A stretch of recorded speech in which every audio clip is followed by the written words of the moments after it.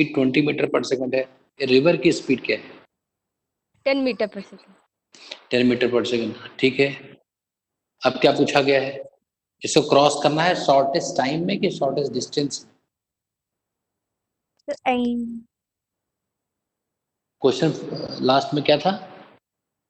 एक पर्सन है, shortest path, the angle at which he should make his stroke with respect shorted path, अगर उसको जैसे M यहाँ पर कोई पर्सन है और इसको यहाँ पर पहुंचना है, तो शॉर्टेस्ट पाथ तो यही होगा। अगर किसी को इस विड्थ को क्रॉस करना हो तो सबसे कम डिस्टेंस का पाथ तो यही वाला होगा ना। लेकिन अगर वो व्यक्ति इधर की तरफ तैरना शुरू करेगा तो रिवर के फ्लो के कारण वो इधर कहीं आ जाएगा, ऐसे ऐसे यहाँ पहुंच जाएगा। अगर इधर की तरफ, इसका मतलब अगर उसको यहाँ पर पहुंचना है तो उसके वेलोसिटी का डायरेक्शन इधर होना चाहिए। तो हमेशा ध्यान रखो ऐसे क्वेश्चन में क्या करना है। मान लो वो इधर की तरफ इस पॉइंट को देखते हुए इस डायरेक्शन में अपनी स्विमिंग करता है और रिवर का वेक्टर इसमें ऐड हो जाए तो यही तो आ जाएगा फाइनली। बस ये ट्रायंगल बनते ही क्वेश्चन हो जाता है।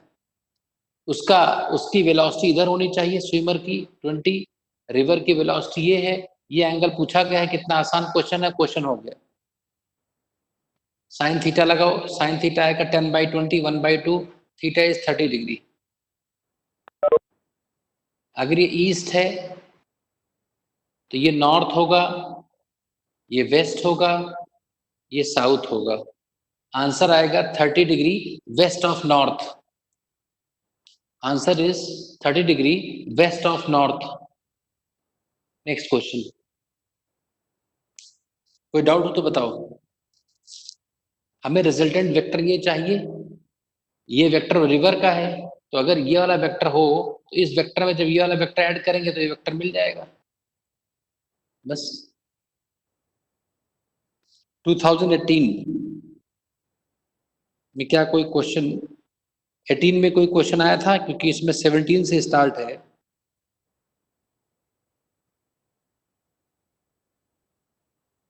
सेवनटीन का 2016 का क्वेश्चन में देख रहा हूं। तब तक किसी को ये बात समझे भाई बच्चे? अरे समझ गए कि नहीं? मेरी आवाज आ रही है? Yes sir. Yes sir. Yes sir. बहुत आसान है ना? ऐसा क्वेश्चन फिर आएगा तो सिर्फ क्या करना है, जैसे रिवर की वेलोसिटी गिवन है और स्विमर की वेलोसिटी ये मान लो, बस इधर हमें चाहिए तो ये रिजल्टेंट वेक्टर हुआ, ये वेक्टर गिवन है। तो अगर हमें ये रिजल्टेंट वेक्टर गिवन है और ये वेक्टर गिवन है तो यही वेक्टर होगा, कुछ इसको ऐड किया जाएगा तभी तो यही आएगा। ट्रायंगल बनते ही आंसर आ जाएगा।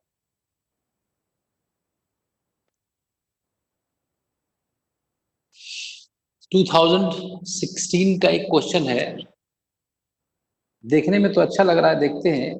जैसे मान लो 2016, मान लो मैं एग्जाम दे रहा हूँ और मैंने पढ़ना शुरू किया। मैंने पढ़ना शुरू किया कि एक फिगर गिवन है, एक फिगर ऐसा गिवन है। फिगर तो वहां बनाना नहीं पड़ेगा ना, इतना तो टाइम बच जाएगा, वहां थोड़े बनाना, वहां दिख रहा है ये तुम्हें दिखाने के लिए। इसका रेडियस कुछ r गिवन है और यहाँ पर एक पॉइंट मार्क्ड है, ये है ना। और इसका एक्सेलरेशन ये गिवन है, ये टोटल होगा, ये ऐसे घूम रहा है ऐसा। इस एक्सेलरेशन का एक कंपोनेंट सेंटर की तरफ होगा जिसको सेंट्रीपिटल कहते हैं, और एक टेंजेंट की तरफ होगा जिसको टेंजेंशियल कहते हैं। ये एंगल गिवन है 30 डिग्री। अब देखते हैं क्या पूछ रहे हैं। जैसे अभी तो ये फिगर मैंने देखा सर, तो इसमें ए गिवन है 15 मीटर पर सेकंड स्क्वायर, टोटल एक्सेलरेशन है ये, particle moving in clockwise direction, circle radius given है, स्पीड ऑफ द पार्टिकल। तो ये ए की वैल्यू 25 है। तो भाई स्पीड जो एसी वाले में सेंट्रीपिटल एक्सेलरेशन होता है mv²/r, बस यही भाई स्पीड यही से तो फॉर्मूले से मिलेगी। तो बताओ सेंट्रीपिटल एक्सेलरेशन कितना होगा? ए cos 30।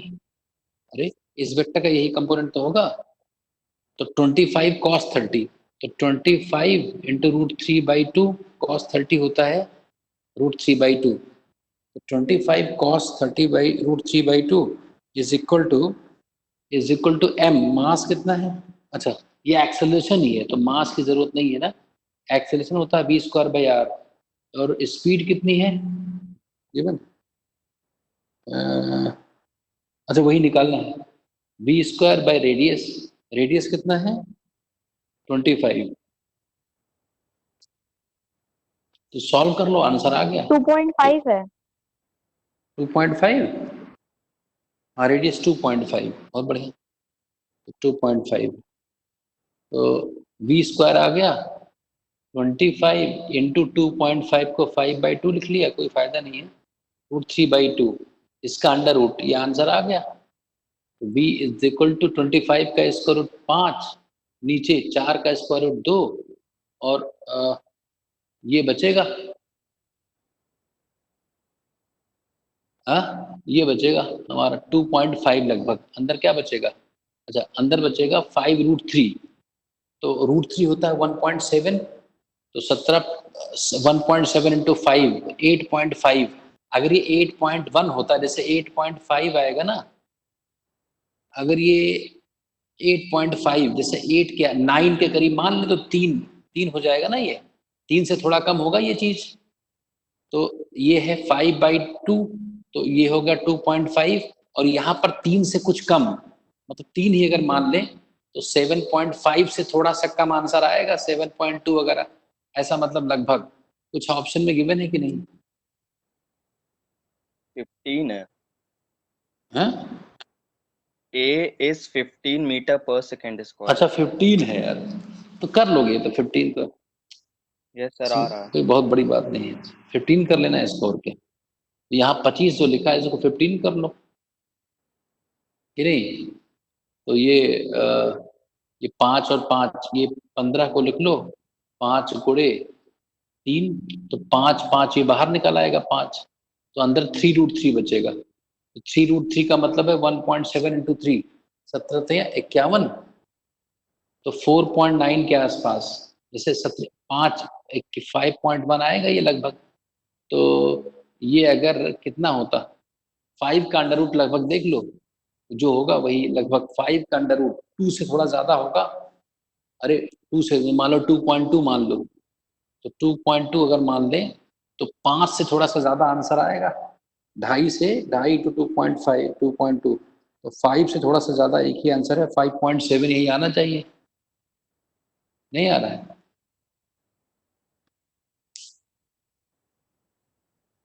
समझ गए ना बात को? कोई डाउट किसी को? Any doubt?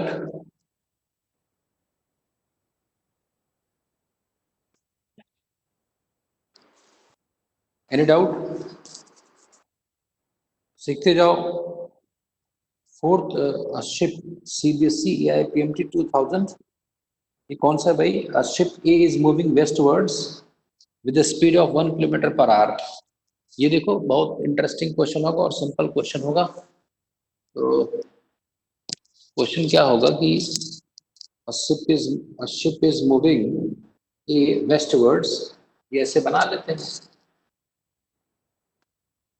ये नॉर्थ है, ये साउथ है, ये ईस्ट है, ये वेस्ट है ना।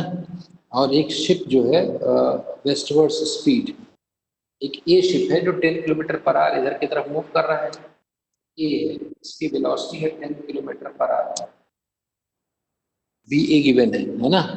ये शिप ए की वेलोसिटी गिवन है ये, और बी शिप है वो 100 ship B 100 kilometre south of A, south of A. जैसे ये अगर ए यहाँ पर है ना, ए अगर यहाँ पर है, ये पॉइंट यहाँ मान लो है, तो जो बी शिप है वो यहाँ पर है। कितनी दूर है बी शिप? ये ए है 100 किलोमीटर दूर, 100 किलोमीटर ए से है साउथ की तरफ, है ना। Is moving northwards with speed of 10 kilometre per hour, ये ऐसे मूव कर रहा है 10 kilometre per hour same speed से। Be the time after which, कई बार क्वेश्चन करा चुका हूं मैं, डिस्टेंस बिकम शॉर्टेस्ट। फिर से समझ लो बच्चे, इसमें क्या है कि ये जो बी है ना वो इधर चल रहा है और ए इधर चल रहा है ऐसे, तो अभी इनके बीच का डिस्टेंस कितना है? 100 किलोमीटर। फिर जब बी थोड़ा इधर आएगा तो ए इधर चला आएगा, तो उनका डिस्टेंस कुछ कम होगा। फिर जब बी यहाँ आ जाएगा तो ए यहाँ आ जाएगा, तो डिस्टेंस और कम होगा। तो एक टाइम ऐसा आ जाएगा जब दोनों के बीच का डिस्टेंस सबसे कम होगा। अब इस क्वेश्चन में दोनों चल रहे हैं, तो एक को रोक देते हैं, तो एक को अगर रोक दिया जाए, मान लो मैं ए को रोक दूं और बी को देखूं, तो जिसको रोकना है उसके रेस्पेक्ट में बात करें, तो जिसको रोकना है उसके रेस्पेक्ट में निकालते हैं। तो V B minus V A लिखा है मैंने, V B plus minus B A. तो वी बी वेक्टर कितना है, किधर है V B, V B vector किधर है, ऊपर है, इसमें जोड़ दो माइनस बी ए इधर, ऐसा आ जाएगा। ये 10 है, ये 10 है, तो ये 10√2 होगा, ये 45 डिग्री होगा। इसका मतलब ऐसा तो मान सकते हो कि ए अपनी जगह पर रुका हुआ है और बी 45 डिग्री पर ऐसा घूमता हुआ, ऐसा चलता हुआ जा रहा है, तो सबसे कम डिस्टेंस यही तो होगा यहाँ जब पहुंचेगा। जल्दी बोलो, अरे बताओ बच्चों, ठीक है ना ये यस नहीं सर। ठीक है? तो बस निकल आया ये भाई, इसको मैंने रोक दिया, इसको जब रोक दिया तो बी की वेलोसिटी ये 10 नहीं रह गई। 10 तो तब थी जब ये भी चल रहा था, ये भी चल रहा था। जब एक को रोकते हैं तो दूसरी की वेलोसिटी कैसे निकालते हैं, इस फॉर्मूला रिलेटिव के फॉर्मूले से। तो ट्रायंगल बन जाएगा, यहाँ पर ट्रायंगल बन गया, ये 10 है, ये 10 है, तो पाइथागोरस थ्योरम से 10√2 आ गया, 45 डिग्री आ गया। तो अगर ए को रुका हुआ मान लिया जाए तो बी इधर की इस रास्ते से ऐसे जा रहा है, तो जब यहाँ पहुंचेगा 90 डिग्री पर तो सबसे कम दूरी पर होगा ये 100 है, ये 45 है। बोलो, तो ये अगर 100 है और ये 45 डिग्री है, तो ये कितना होगा, ये वाला डिस्टेंस बी एम कितना होगा, B M 100 cos 45, 100/√2 B M distance. और इधर की तरफ बी चल कितनी तेजी से रहा है, 10√2, तो टाइम कितना होगा मिनिमम डिस्टेंस पहुंचने में, 100/√2 तो चलना है और 10√2 से चलना है, ये तो हो गया 10/2, 5 सेकेंड, 5 घंटे, 5 आवर्स हो गया, आवर्स में गिवन है सब कुछ। क्या देखो आंसर मैच करो, डॉट पूछो, फिर आएगा क्वेश्चन ये। सही है। विकास, शिब्बू, कोपल, प्रज्ञा, यशी, प्रखर, प्रखर है कि नहीं? और जल्दी बोलो, याद आया कुछ कोपल? ऐसा कुछ किया था हम लोगों ने कि नहीं, कभी पढ़ा था, याद आया? तो क्या डाउट है? समझ आ गया। और किसी को? भाई एक को रोक दो, दो चल रहे हैं ना, दिक्कत होती है। रिलेटिव जो है ना, फिजिक्स में जो रिलेटिव का चैप्टर है वो तुम्हारा एक फ्रेंड है, वो इसलिए बनाया ही गया है कि दो चीजें अगर चल रही हो तो एक को रोक देंगे, तो एक को रोक देंगे और एक ही चलेगा तो क्वेश्चन को करने में आसानी होगी। तो ये हो गया ये। और बोलो, एनी अदर? आगे देखें, क्यों?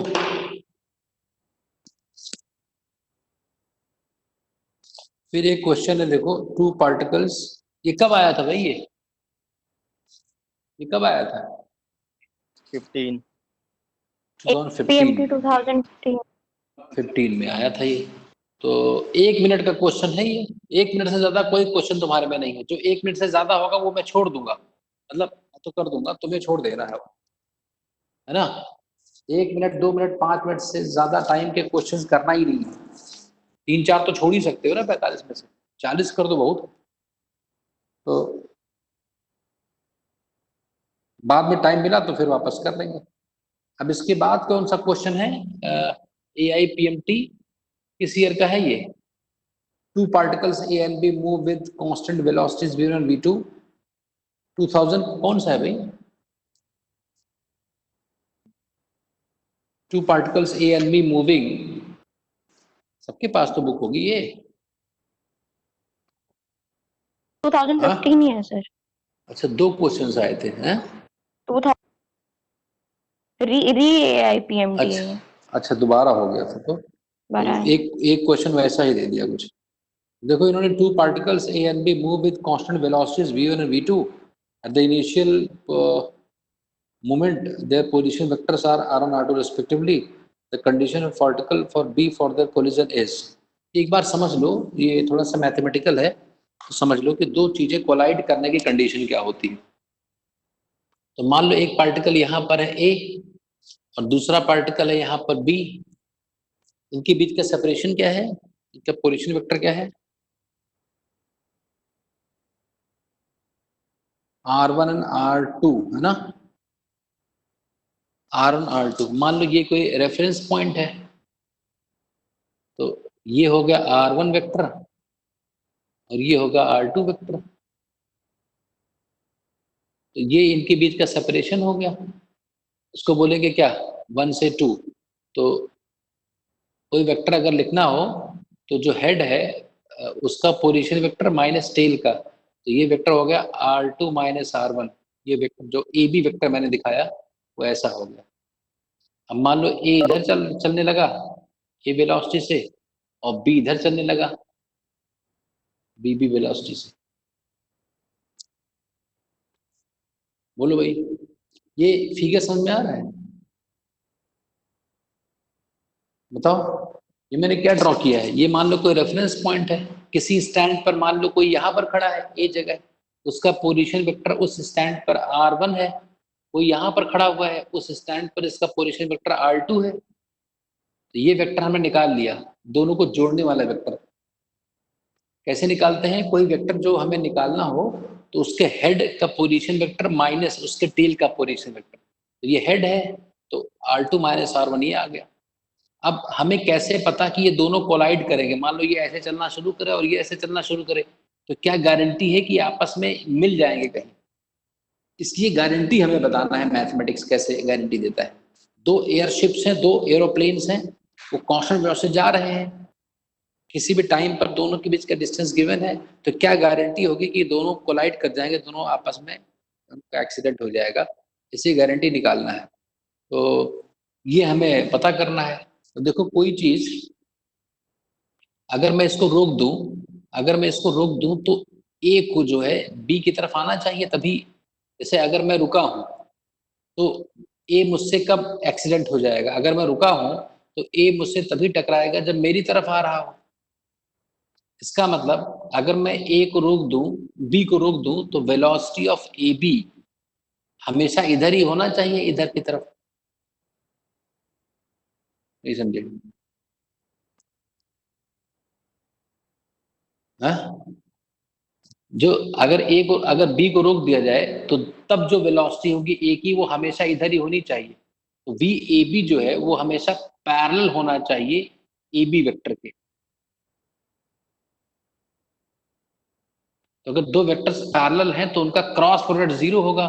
इसका मतलब V A B, velocity of A with respect to B cross A B vector, ये 0 होना चाहिए। तो ये हो गया B A minus B B cross A B vector, R2 vector minus R1 vector, ये 0 होना चाहिए। ऐसा कहीं लिखा है क्या? नहीं लिखा है।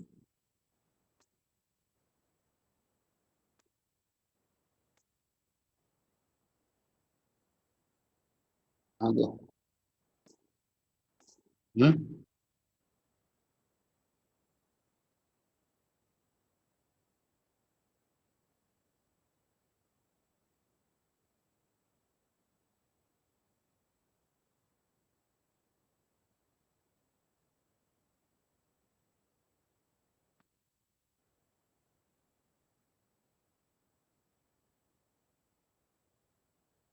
बताओ भाई, अरे सब लोग सुन रहे हो कि नहीं है? कहाँ गया क्वेश्चन?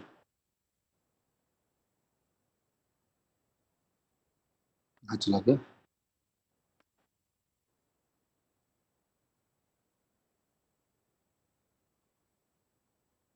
नहीं मिला क्या? आवाज नहीं जा रही मेरी? कहाँ गया क्वेश्चन विकास? 2015। अच्छा अच्छा, ये मिला। तो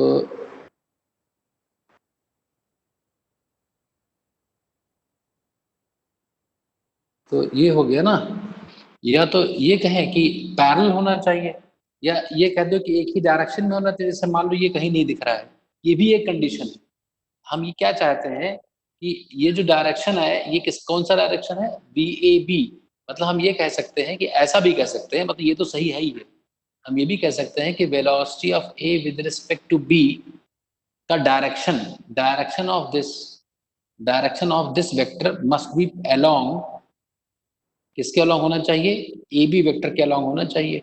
तो इसका डायरेक्शन इसके डायरेक्शन के इक्वल होना चाहिए। तो डायरेक्शन कैसे निकालते हैं, किसी वेक्टर का डायरेक्शन निकालने के लिए उस वेक्टर को उसके मॉड से डिवाइड कर देते हैं। ये समझे मेरी बात। VAB cap must be parallel to, इसका डायरेक्शन और ये जो AB कैप है इसका डायरेक्शन एक ही होना चाहिए, तभी तो आगे बढ़ जाएगा मुझसे। तो ये कैप क्या होता है, VA vector minus VB vector divided by mod VA vector minus VB vector is equal to AB, R2 vector minus R1 vector divided by R2 vector minus R1 vector का मॉड। ये कहीं लिखा है, मैं दिख रहा है ऐसा? यस सर, लिखा है। बस वही हो गया, डाउट बताओ।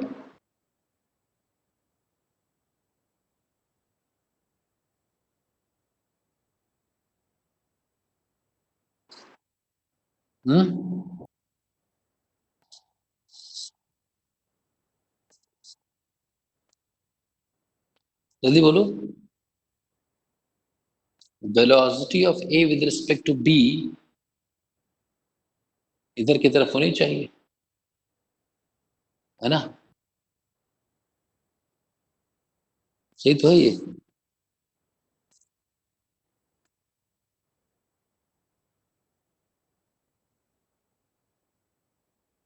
पहला यही सही है, समझ गए कि नहीं? अरे ये समझे, ये मतलब हम लोग IIT में पढ़ाते हैं, थोड़ा सा स्किप करते हैं, ये शायद मैंने नहीं बताया होगा तुम लोगों को। क्यों, बोलो भाई बच्चे।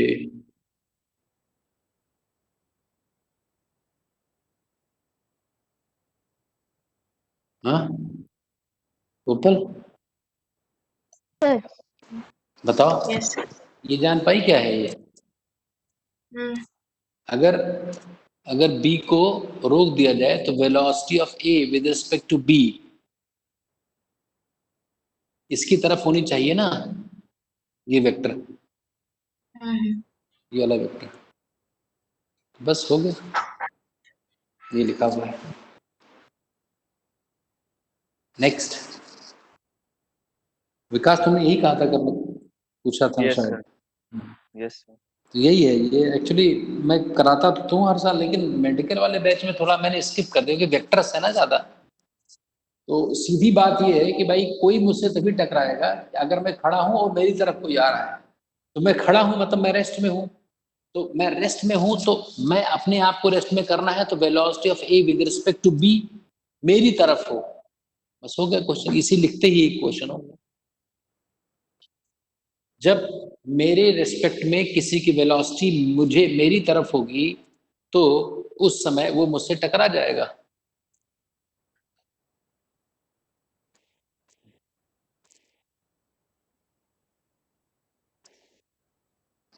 नाउ नेक्स्ट इज, और क्वेश्चन देखते हैं हम लोग।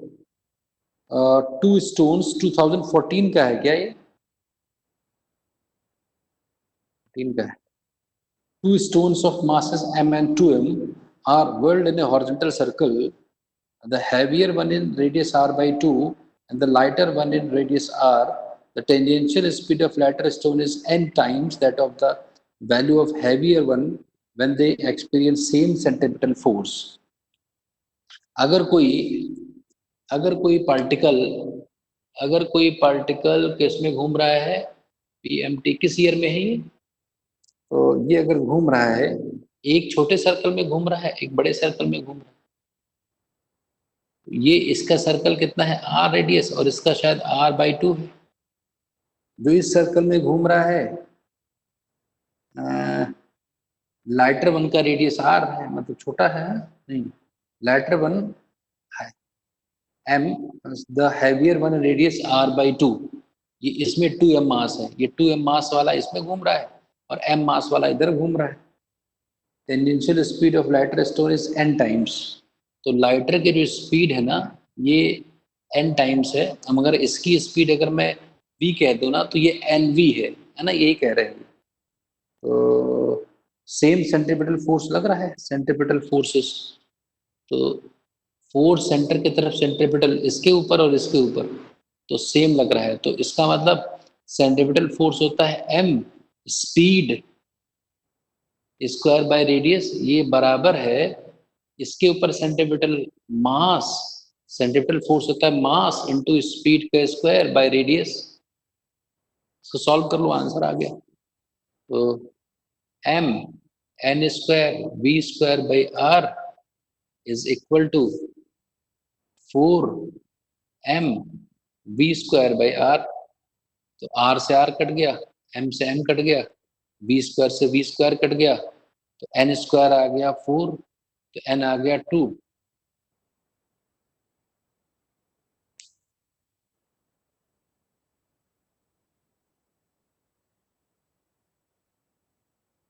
तो पोजीशन वेक्टर साहब, अरे डाउट जल्दी बोल दिया करो भाई तुम लोग, रिवीजन है सारा क्वेश्चंस के थ्रू। कोई डाउट हो तो बोलो,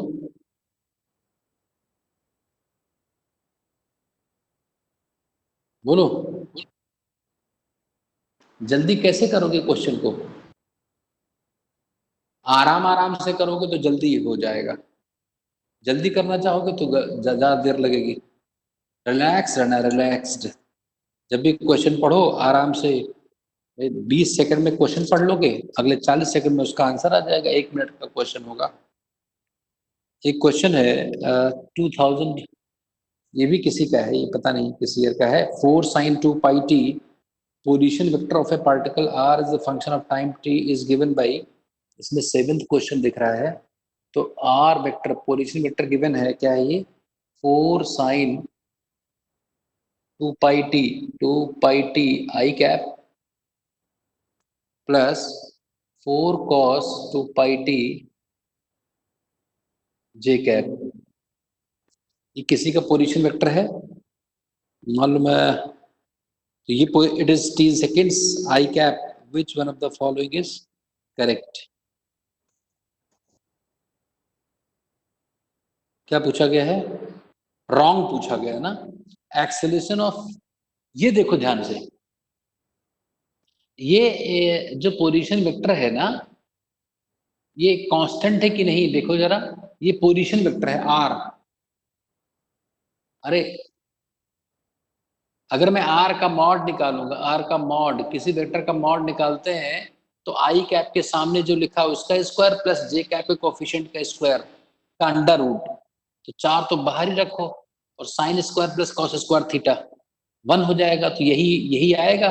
इसका मतलब ये पार्टिकल 4 मीटर रेडियस के सर्कल में घूम रहा है, 4 मीटर के रेडियस के सर्कल में घूम रहा है और इसकी स्पीड कांस्टेंट होगी। अगर इसकी स्पीड निकालोगे ना तो डी आर पोजीशन वेक्टर को हम टाइम के रेस्पेक्ट में डिफरेंशिएट करते हैं, तो हो जाएगा इसको डिफरेंशिएट करेंगे तो 4 इंटू 2 पाई मतलब 8 पाई दोनों तरफ कॉमन हो जाएगा और ये हो जाएगा cos 2 पाई टी, साइन का होता है cos 2 pi T I cap plus 8 pi common हो चुका है माइनस साइन 2 पाई टी जे कैप। तो किसी वेक्टर का मॉड अगर कांस्टेंट हो तब भी वेक्टर चेंज हो रहा हो तो सर्कुलर मोशन है।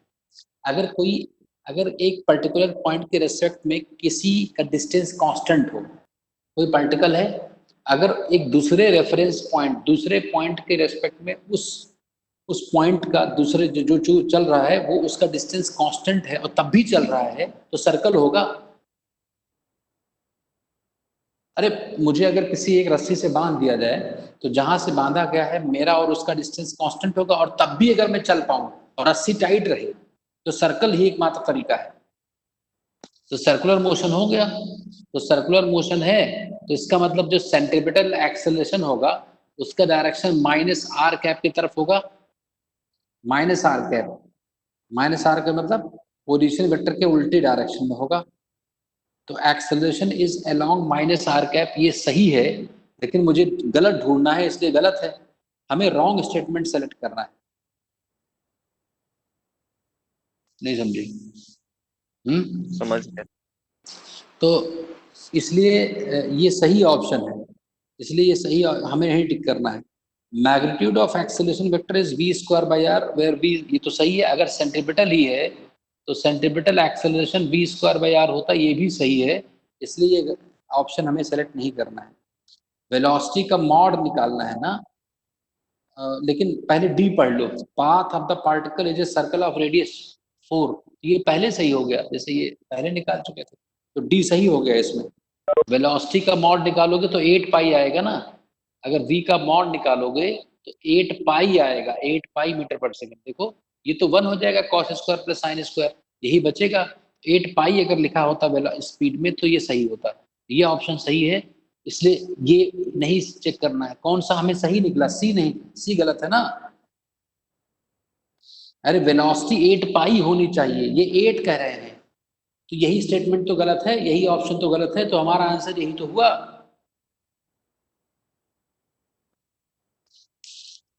समझ नहीं रहे मेरी बात?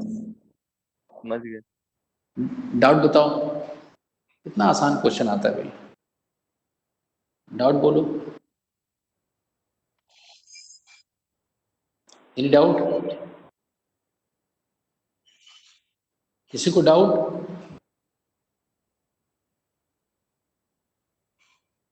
नहीं? No sir.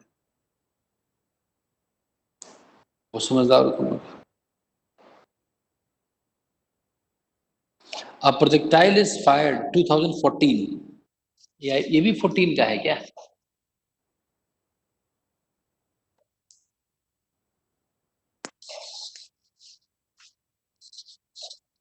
बहुत आसान क्वेश्चंस होते हैं, बिल्कुल जो पेशेंस रखेगा, बहुत समझ होगी तभी होगा। शॉर्टकट नहीं है किसी भी एग्जाम में, बहुत समझना चाहिए किसी भी चीज को, तभी कुछ हो पाएगा। और समझ के लिए ध्यान देना जरूरी है, बस और कोई तरीका नहीं है। जो बच्चों को समझ में नहीं आता इसका मतलब उनका कंसंट्रेशन वीक है। ये IPMT 2014 का क्वेश्चन है। क्वेश्चन क्या है? A projectile is fired from the surface of the earth with a velocity of 5 meter per second at angle theta with the horizontal. Another projectile fired from another planet with velocity of 3 at the same angle follows a trajectory which is identical with the trajectory of the projectile fired from the earth.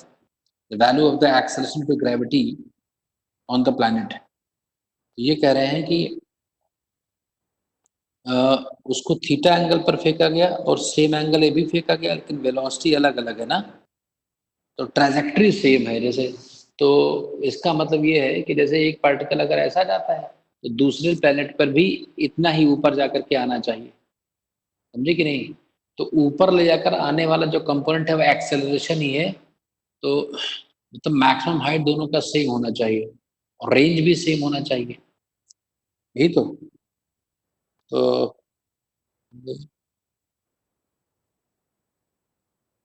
5 metre angle theta, दोनों का angle same है, तो हमें सब कुछ same चाहिए ना, जैसा ये सर रेंज भी उतना चाहिए, इसका भी रेंज चाहिए, तो R1 और R2 इक्वल होने चाहिए और टाइम ऑफ फ्लाइट भी इक्वल होने चाहिए, है ना। टाइम ऑफ फ्लाइट चाहे इक्वल ना हो, क्योंकि ट्रैजेक्टरी सेम है, उस पर चाहे धीरे धीरे कोई गिरे, या मैक्सिमम हाइट सेम होना चाहिए। तो H1 और H2 इक्वल होना चाहिए। H1 H2 अगर इक्वल करे तो क्या आ जाएगा, u square sine square theta, तो u1 square sine square theta by 2g, और g1 is equal to u2 square sine square theta by 2g2। नहीं समझ पाए मेरी बात? अरे समझ रहे हो कि नहीं? अरे बोलो, सही है ना ये? 2 से 2 कट गया, यस सर। थीटा दोनों का सेम है। G2 by G1, G2 by G1 आ गया U2 बाई U1 का होल स्क्वायर। U2 कितना था दूसरे प्लैनेट से 3 था ना, 3, तो 3/5 का स्क्वायर, तो 9/25। तो G2 आ गया 9/25 इंटू अर्थ पर जो G है 10, तो लगभग कितना आ जाएगा? G की वैल्यू 9.8 है, मैं 10 लिखकर कर दे रहा हूँ, समझे कि नहीं? अरे लिख लो यार, 9.8 लिख लो, उसमें क्या दिक्कत? क्या आ गया ये? Something good. 10 अगर मान ले इसको, तो 25, ये कितना हो जाएगा? 90/25 लगभग, तो 3.5 के करीब आ जाएगा। क्यों नहीं आ रहा है? Yes, क्या sir. ऑप्शन? Yes, sir, आ रहा है 3.5. बस Yes, हो sir. गया। बताओ क्या डाउट? हाँ नहीं समझे? इसमें गलती क्या की होगी बच्चों ने ना, इसमें टाइम ऑफ फ्लाइट इक्वल कर दिया होगा, मुझे लग रहा है। टाइम ऑफ फ्लाइट, हमें पाथ, हमें हमें कर्वेचर, ये सेम पाथ चाहिए, ना कि सेम टाइम में वहां पहुंचे। नहीं समझे मेरी बात? चेक कर लिया है ना इसका आंसर? ठीक है, हो जाएगा। समझ गए बात को? सेम हाइट तक जाए, जैसे यहां पर फेंका गया वैसे वहां पर भी आए, जितनी हाइट से यहाँ फेंका गया है उतनी हाइट से वो भी चलकर आए, उतना रेंज हो, है ना?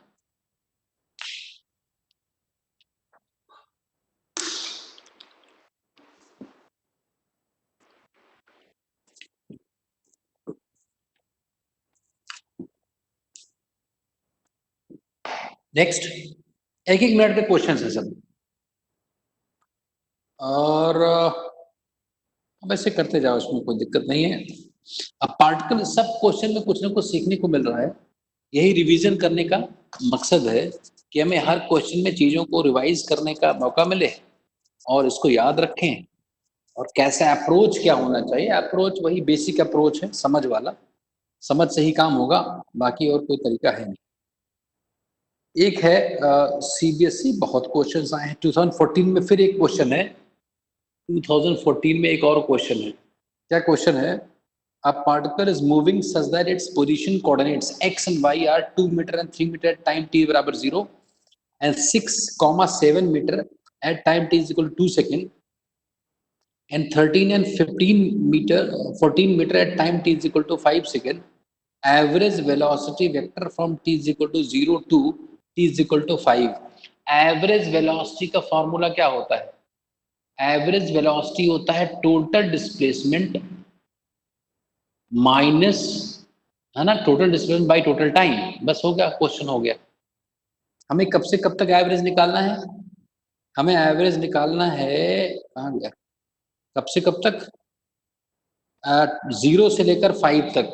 तो 0 पर मतलब पोजीशन वेक्टर 0 पर लिख लो, और तो 5 सेकंड पर, 5 सेकंड पर पोजीशन वेक्टर, और 0 सेकंड पर पोजीशन वेक्टर, ये लिख लो। और 5 5 तो नीचे आ ही गया, बस आंसर आ गया। तो 5 सेकंड, हाँ 5 सेकंड पर कितना था? 14 है, 13 आई कैप प्लस 14 जे कैप, यही तो था 5 सेकंड पर, ये नहीं था? अरे यही तो था। और 0 पर कितना था? माइनस 2 आई कैप प्लस 3 जे कैप, यही तो था 0 पर, बाई 5। ये आंसर लिखा हुआ तुम्हारा। 13 में से 2 घट गए 11, और 14 में से 3 गए 11, तो 11/5 तो कॉमन आ जाएगा, आई कैप प्लस जे कैप बच जाएगा। क्या ऐसा कोई ऑप्शन लिखा है?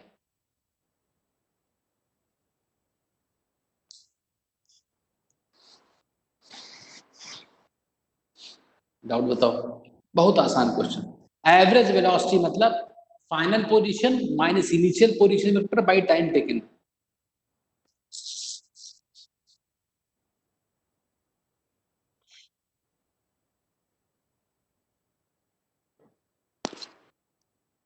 बोलो, एक एक मिनट के क्वेश्चंस हैं, ज्यादा टाइम है लेके कभी भी।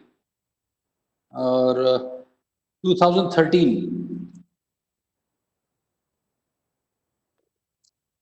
a velocity of a projectile at an initial point A is its velocity at point B.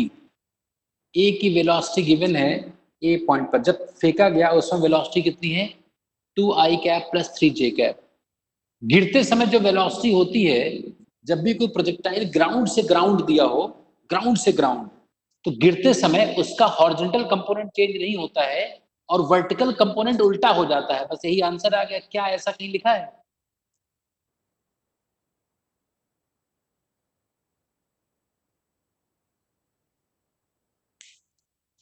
Hello, जैसा लिखा है। तो इसमें क्या क्वेश्चन? प्रोजेक्टाइल ग्राउंड से ग्राउंड अगर हो, ग्राउंड से ग्राउंड, अगर ग्राउंड से ग्राउंड है तो फेंकते समय जो वेलोसिटी होगी, गिरते समय अगर वेलोसिटी निकालना हो तो गिरते समय वेलोसिटी और फेंकते समय वेलोसिटी, ग्राउंड से ग्राउंड में हॉरिजॉन्टल कंपोनेंट में कोई चेंज नहीं आएगा। हॉरिजॉन्टल तो कभी नहीं चेंज आएगा और वर्टिकल वाला उल्टा हो जाएगा। पहले ऊपर उठ रहा था, अब नीचे गिर रहा है। तो वर्टिकल कंपोनेंट को प्लस का माइनस कर दो, मतलब उल्टा करके लिख दो, और हॉरिजॉन्टल वही रख दो। जो ऐसा हो वही ऑप्शन सही है। डाउट बताओ।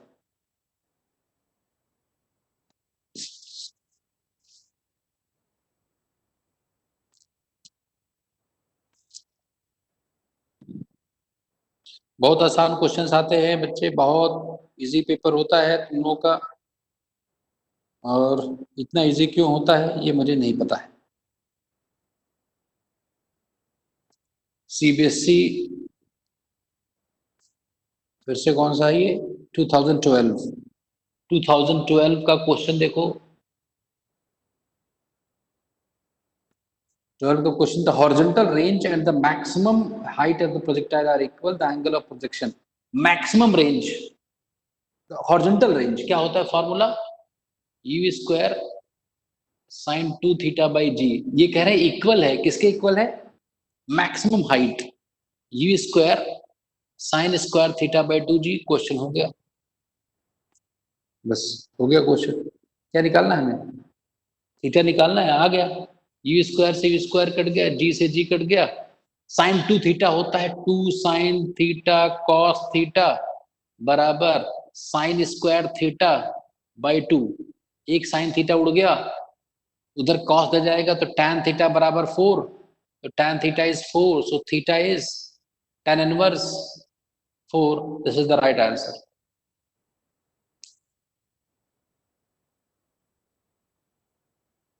और देख लो भाई।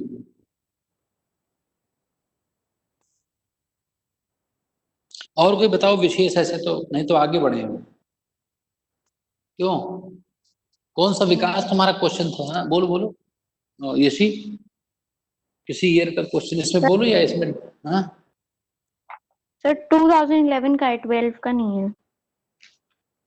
अच्छा ठीक है। 12 में आया ही नहीं कोई। अच्छा 11 का पूछो, कौन सा question? Sir, a particle mass m is released from rest and follows a parabolic path. Sir इसमें फिगर दिया हुआ है ग्राफ। 2011 का है क्या? Yes sir. CBSE AIPMT? Yes है सर। नहीं, वो हमारे में नहीं लिखा है। तो फिर से पढ़ो, तुम पढ़ो पढ़ो, मैं फिगर समझ जाऊंगा। तुम क्वेश्चन पढ़ो। A particle mass m is released from rest and follows a parabolic path as shown in the figure. Assuming that the displacement of the mass from the origin is small, which graph correct depicts the position of the particle as a function of time? ये देखना ही पड़ेगा। किसी को और बताओ, ये question दिखा बच्चों? मैं वो देख लूं हमारे इसमें, तो स्क्रीन शेयर कर। चलो तो मैं अलग से बता दूंगा। हाँ? कैसे? किसी के पास मुझे क्वेश्चन दिखाओ या तो स्क्रीन शेयर करो।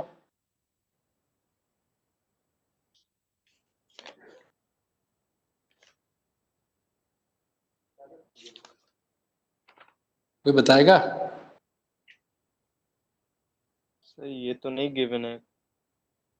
नहीं, कहीं और का है ये लग रहा है। देखो इसमें, ट्राई करो कहीं मिले।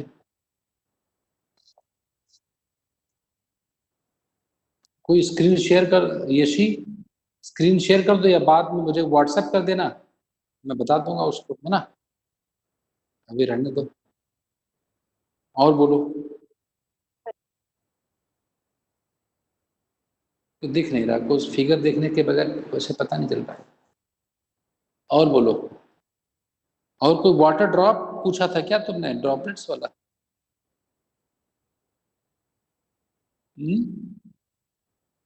विकास, अरे किसी को और कोई पूछना है, नहीं तो आगे कोई चैप्टर शुरू करें। सर एक था, बोलो। सर आपको आपको भेजा था वो क्वेश्चन, क्या, किस वक्त, कौन सा वाला था? 33 वाला, the acceleration of a particle is increasing linearly. Acceleration of a particle is increasing linearly. 33.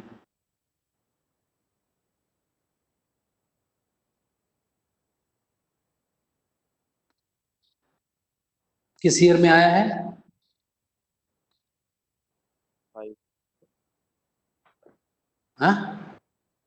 1995। 1995।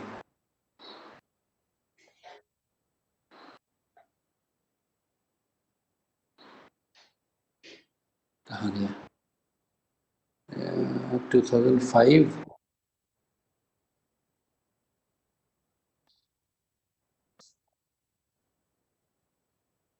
1995 बहुत पुरानी बात है, जब मैंने इंटर किया था तब की बात है। क्या था question? So the acceleration of a particle is increasing linearly with time t as bt. चलो बता ही दो तुम, हाँ बोलो। ए इज इक्वल टू, हाँ ए इज इक्वल टू बोलो। A is equals to bt B T, with time t. हाँ ठीक है। The particle starts from origin with an initial velocity v naught. Hmm The distance traveled by the particle in time t will be. Time T, Yes, sir. तो इसमें क्या, ए से B निकाल लो पहले, डीवी बाई डी टी। तो D V by D T, D T का एक पहले वेलोसिटी निकाल लो। वी नॉट किधर है नहीं पता, बी पॉजिटिव है नेगेटिव है, वी नॉट क्या है, पॉजिटिव है। चलो ये नहीं ठीक है, given है। कुछ नहीं गिवन, तो ऐसे गड़बड़ है। चलो जी, टी बराबर 0 पर वेलोसिटी वी नॉट गिवन थी, तो किसी टाइम पर कितनी वेलोसिटी होगी पता चल जाएगी। v minus V not is equal to B T square by two. v is equal to V not plus B T square by two. अब v को dx बाई dt लिख दो, बस आ गया distance. So D R by D T is equal to V not plus B T square by two. अब D to उधर ले जाओ, और अगर इसको इंटीग्रेट कर दो तो डिस्टेंस आ जाएगा, r is equal to V not T plus B T cube by 3। नहीं है? आंसर है v naught t plus 1/6 bt cube. हैं? सर क्या? वो v naught t plus bt cube by 6. हाँ तो 6 तो आएगा, ये 2 नीचे छूट गया है ना, ये टी क्यूब का 3 है ना, टी क्यूब बाई 3 होगा तो 6 आ जाएगा। अरे टी क्यूब बाई 3 या 2 तो भी तो लिखा था ना पहले से, ठीक है ना?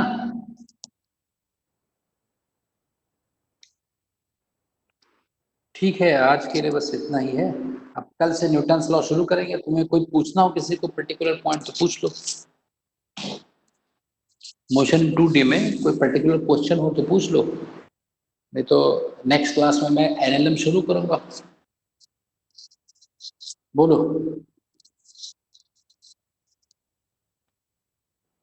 assertion reason assertion reason ऐसा रीजन इस बार आएगा, कोई एक क्वेश्चन करके दिखा देता हूँ।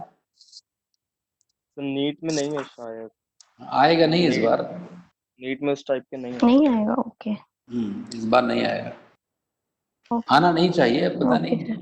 हालांकि इंस्ट्रक्शन में लिखा होगा, अगर आना होगा तो आ जाएगा। सर लिखा है कि टोटल बेस्ड पूरा नीट के सिलेबस का है।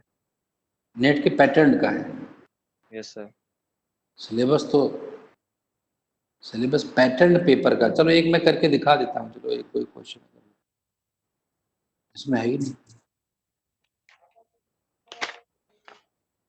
कोई क्वेश्चन हो तो बताओ। वो आएगा नहीं, टाइम वेस्ट करने कोई फायदा नहीं है, अभी कोई फायदा नहीं। बाकी क्वेश्चंस के करो अपने आप जैसे मैंने बताया है, और फिर देखो ये इसके कुछ तो समझ में आया होगा कैसे अप्रोच डेवलप करना है। बाकी एक मिनट से ज़्यादा के क्वेश्चंस नहीं होते हैं, क्योंकि नीट में क्वेश्चंस आते हैं मैक्सिमम 1 मिनट के ड्यूरेशन के होते हैं। कोपल बोलो। Yes, sir. तो ये करो, एक एक टॉपिक रिवाइज करते जाओ। जैसे जैसे मैंने कहा एनएलएम में डिस्कस करूंगा, तो एनएलएम के नोट्स पढ़ करके आना है, नहीं समझे? एनएलएम के जो नोट्स है, बाकी आए थे क्लास में या आपने कहीं से भी लिखा हो, उस नोट्स को एक बार रिवाइज करके आना है क्लास के पहले। इसलिए एक दिन का मौका इसीलिए देते हैं, एनएलएम पढ़ लो, फिर क्वेश्चंस फटाफट में डिस्कस कर दूंगा, तो हो सकता है इन्हीं में से कोई क्वेश्चंस आ जाए जो हम लोग डिस्कस कर रहे हैं। इसी पैटर्न पर एक क्वेश्चंस आ सकते हैं, ऐसा नहीं कि नहीं आ सकता। ठीक है, चलो फिर मिलते हैं नेक्स्ट, परसों मिलते हैं।